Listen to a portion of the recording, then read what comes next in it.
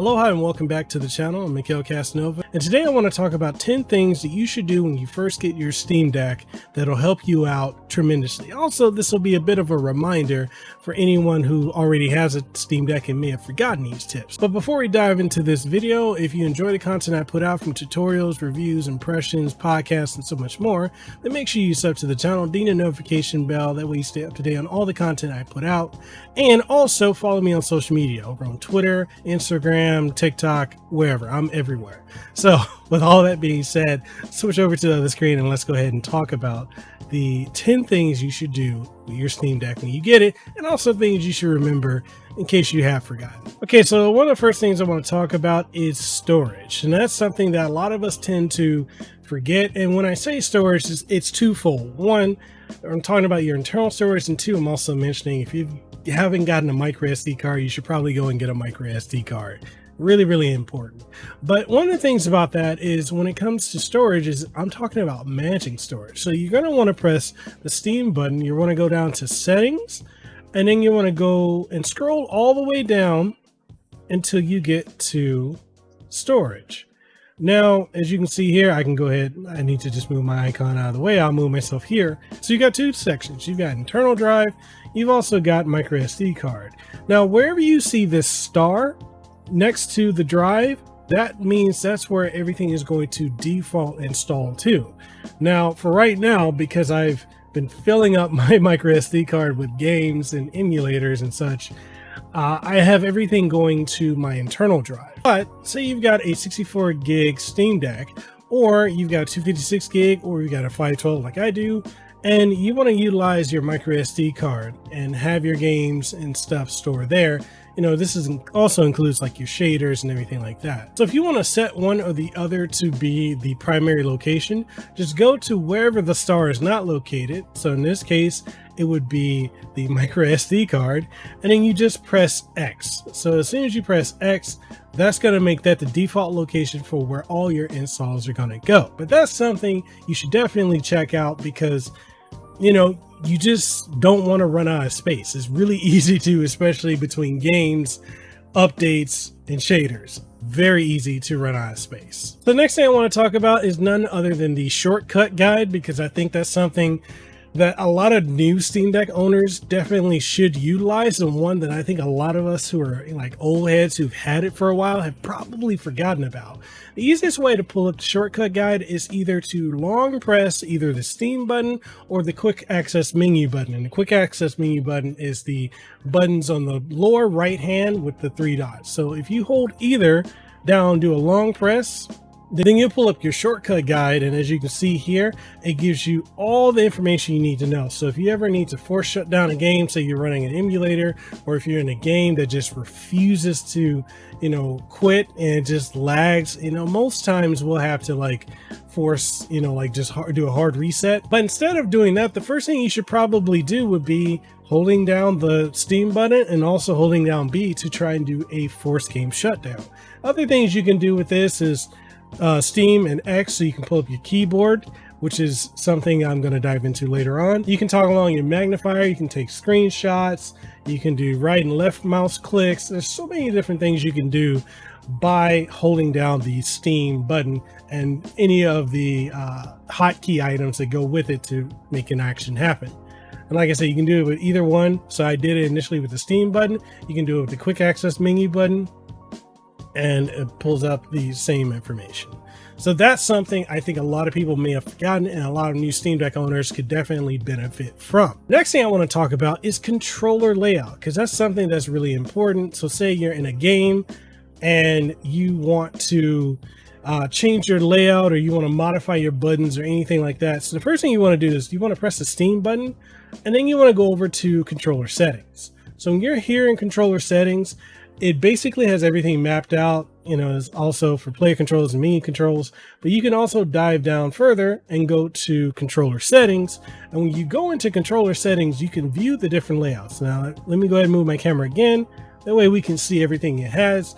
Now, you've got the default layout for the game that I'm playing right now, which is Teenage Mutant Ninja Turtles Shredder's Revenge.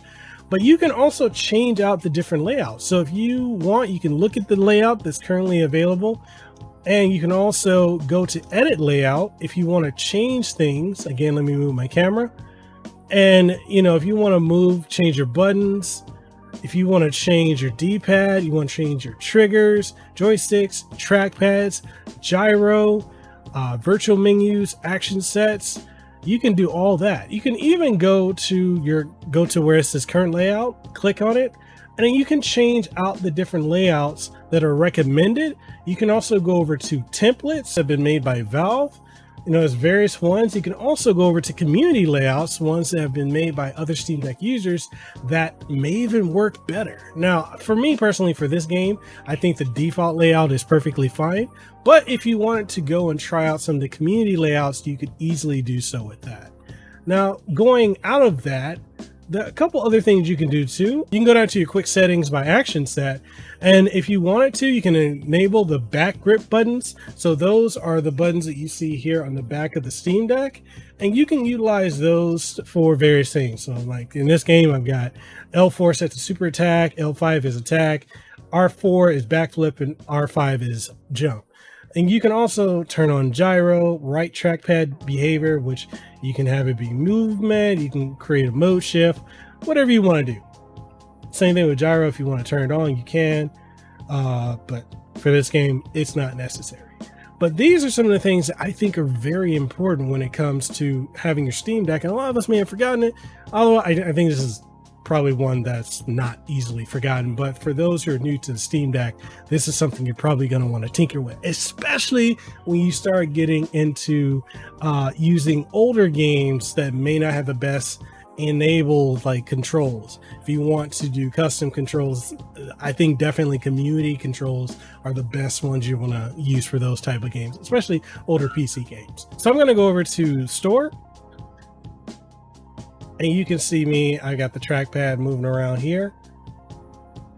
And that's one of the things too. You can just use your thumb for the trackpad and just move it around, or move your finger, index finger, whichever you personally prefer. And you can maneuver through menus with that. You can also tap it to perform like a click. You can also set up your left trackpad to be like a left click. And the other thing too, so say you want to start searching something. And so if you go over to this search button here, it'll immediately pull up the on-screen keyboard, which you can actually use both the trackpads and just type. So you just flow over whatever key and then tap it in if you wanted to, or you can just drop the keyboard altogether if you go to the bottom right corner. If you want to pull it back up again, hold Steam and press X and it'll pull it up. Sometimes, just because it's really experimental, sometimes it might switch over to the game if you got a game running, or it might just pull it up in general. It's kind of still finicky, but that's something that you'll get used to over a while. Like for future updates, they're going to get better. Another thing I want to talk about that you can also do that a lot of people may not have known is you can also change out your keyboard. So if you go down to keyboard, you can actually change out the type of keyboard that you have. So if you want, you can see like there's a default one I can pull up. I've got night shift, handy coded, and there's various ones that you can pull up if you personally prefer a different layout for your keypad. So that's something I thought would be helpful for you guys. So the next thing I want to talk about is remote play together, which is something a lot of people may not even be fully aware of. But if you've got some friends on your Steam library, and if you got a game that supports it, just pull up the quick access menu, which is the three dots, and you can go up to the top and you can actually create a session, which when you create the session, you can either add a guest if you don't want to add someone to your friend. You can add a friend. So I can just click here and I can scroll through whoever, right? Any of my friends I have here. And what I can do, once I got them selected, so I've got Superfina selected here, I can click confirm. And then basically it's going to send an invite to them, which they can go ahead and approve, and it'll pull them on into the game. Other things you can do is you can assign and edit the controller. So right now the controller order is empty, but you can modify that easily. So this is something that's really cool, like especially if you got friends that have it. Like for me, a lot of my library I do share with my wife, and if we want to just play together, then this is something we can just sit next to each other and do so. And it's simple, right? It's something that's cool. I think a lot of people are probably gonna enjoy it. So if you're wanting to end it, you can just go ahead and just end the session, and then there you go. So like games like the Ninja Turtle collection, as well as Shredder's Revenge and a bunch of other games, you know, more so the side scrollers, and even games like Castle Crashers and such have that functionality. So if you haven't tried it with them, you should definitely try it with it. It's a lot of fun. So the next thing I want to talk about is utilizing the quick access menu when you're in the games that you're playing, because they offer a couple things. So this and the next topic are going to kind of go hand in hand, but we're going to start off with the quick access menu and talk about the different things you can do with that. We already showed that it allows you to be able to do things like pull up and create, you know, remote play together. But if I were to press it again, there's a couple different things you get to see with that. So you get to see all your notifications.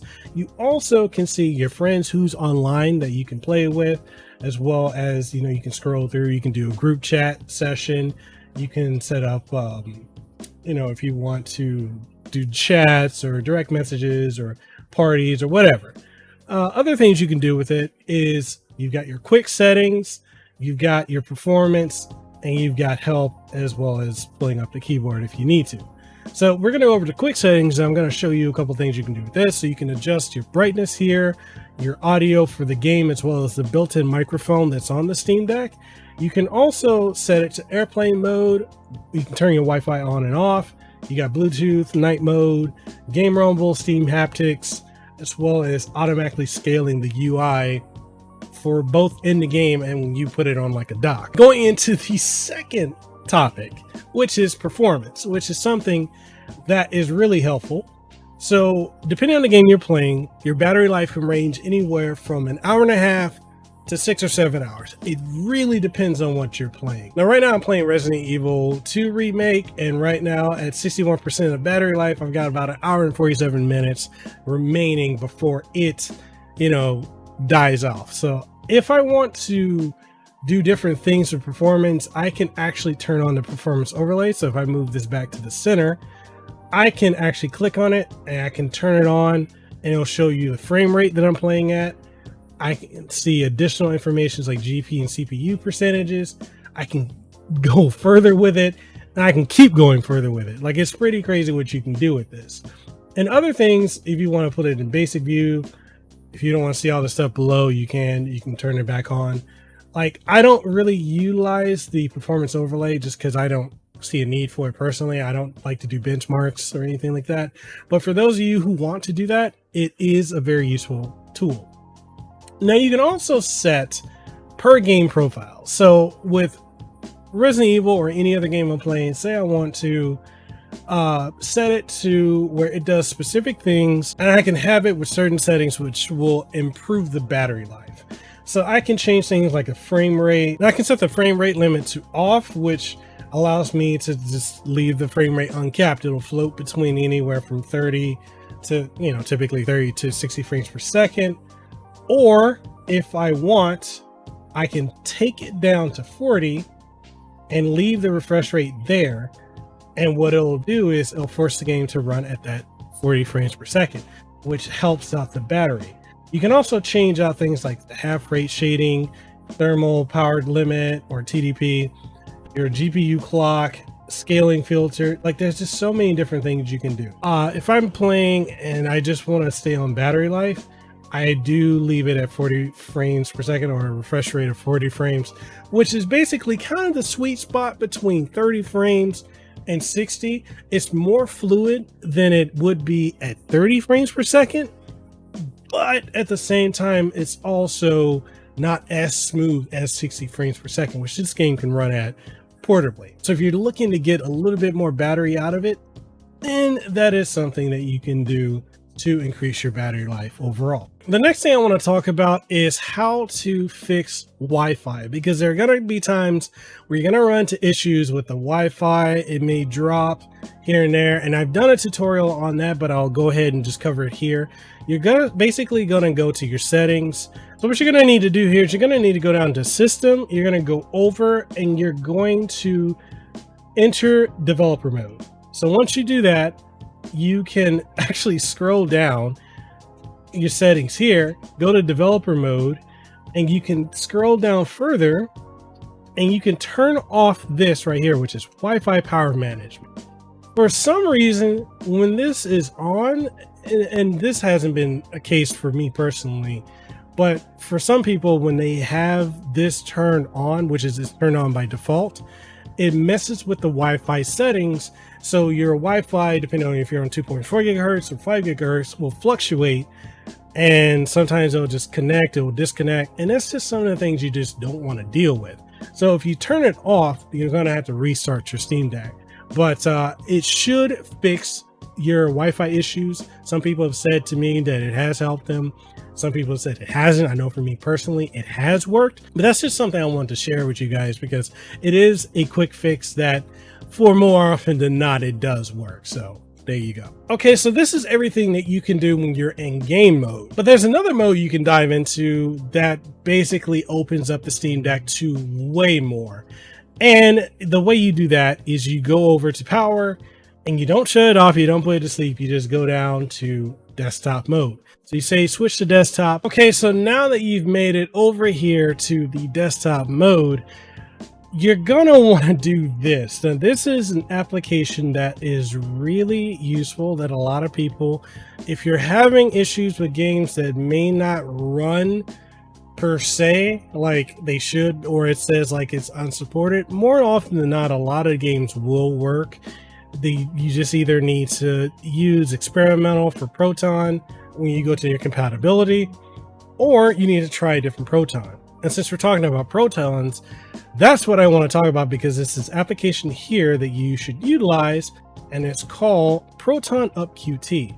Now, basically what you want to do is you want to go over to your Discover mode, and which is kind of like your market. And then when you go there, you're going to go ahead and type in Proton, right? And once you enter Proton, you're going to see it's going to be the first thing that pops up, and it's Proton QT. Now, this is something you're going to want to utilize that allows you to get additional Protons that allow you to basically get more games working. So once you get here, you're going to want to go ahead and install it. I'm going to go ahead and launch it. Now, if everything does look tiny here, it's just because I'm running this into a 4K monitor. And, you know, that's just part of the issue with the resolution scaling of of the Steam Deck in desktop mode. It's something that Valve is currently working on. But once you get here, what you can do is you can add versions. So you're going to click on that. And then you're going to go to compatibility tools. You're going to go to GE Proton, and then you can select various Protons. And what I generally say do is install the latest one, and then at least 5 Protons below it. That way you have a higher compatibility chance of getting games to work natively on your Steam Deck. So like if it just goes into this like boot loop, if you try to launch a game and it starts booting and then it kicks you out back to the page of the game, then try this, download some Protons, and then what you're going to want to do is go to compatibility and then try the different Protons, and that right there will help overall with any issues that you might run into when it comes to like the games and them working or not working. Okay, so the last thing you're going to want to do is open up a browser. There's the default browser that comes with it, which is Mozilla Firefox, but you can also install like Chrome, Edge, and various other ones onto your Steam Deck. I personally just use Chrome. I know it's a resource hog. Like, yes, trust me, I know, but it's just, it's what I use, right? So open up a browser. You're going to go to the search bar. You're going to click in Emudeck. So Emudeck. And when you click on it, and basically what you're going to do is you're going to install it. So you're going to scroll down, and it's going to give you a, you can download the app. And when you download it and run it, it's basically going to configure everything for like emulation. So if you've got ROMs for any of your retro consoles, this thing is basically going to be setting everything up for you. And it's super simple, super easy to use. I've actually done a whole full tutorial. If you guys want to check it out, it'll pop up in one of these corners, and I'll leave a link to it down in the description below. But it is a very powerful tool that allows you to play just about everything. So if I were to close my browser and pull up what it is, Steam ROM Manager, which is what you're going to see, which is what's going to happen once it's fully installed. And with this setup, you'll be able to select which emulators you want to show pop up within Steam, as well as be able to, use SteamDB to pull down, like if you go to previews, you can pull down, all your artwork for your various ROMs and games that you've installed via Emudeck. Very powerful tool, very useful, and one that I highly recommend people check out. And those are the 10 tips for this Steam Deck for when you first get it, or things you may have forgotten to even do that are really, really, really helpful overall to make you get the most usage out of it. I do have further tutorials to dive into other things like installing, additional third-party launchers like Epic Game Store, GOG, Origin, and more, as well as how to set up things like Heroic Launcher and, just other various tutorials, especially Emudeck. I've got a very in-depth setup guide on how to do that. So if you're curious about that, make sure you check that out. The link for that will be in the description below. But with that being said, I want you guys to let me know what you think of this video. Was it helpful? Is it things that you may have forgotten about that you now remember? Whatever you think, let me know in the comment section below. And if you enjoyed this video, make sure you like the video, sub to the channel. If you enjoy the podcast tutorials, reviews, impressions, and more that I do on this channel. And also, if you want to support further, we got channel memberships, we got Patreon, and we also got affiliate links. So if you need to get any accessories for the Steam Deck, links for everything is going to be down in the description below. Nothing additional charge to you, but if you purchase using the links, I get a little bit of a kickback that goes into helping, maintain this channel. So all that being said, I hope to see you guys in the next one. Stay safe, be blessed, and I'll see you around. Peace.